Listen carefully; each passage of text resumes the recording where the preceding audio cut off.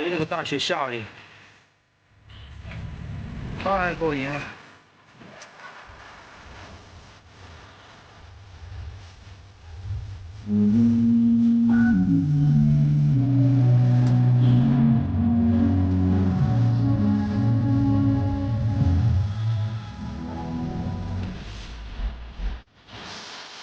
好，大三，这一路上大家也看到了吧？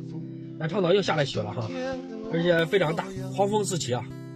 咱现在已经来到海边了，大潮已经退去了，来看看海岛下雪天的大风天气是什么样的。看这个大雪下的哈，这是在咱们北城渔港啊，这个服务区这儿，慢行道服务区，大家看一看海边，大潮退去了哈，这大浪。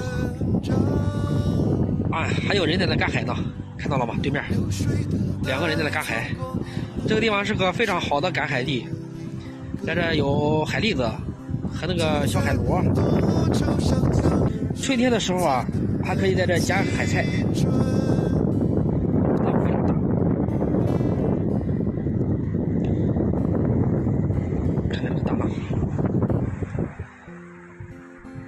知道吗？这就是咱们南北连江大桥。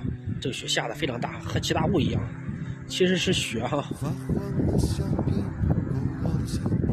哎呀，看到吧？这边就是，看这边就是北城的雨。车里有孩子啊，哎呀，回车里。下雪天陪孩子哈，孩子一个人在车上有点害怕，所以我就上来了哈。非常大的雪哈。哎呀。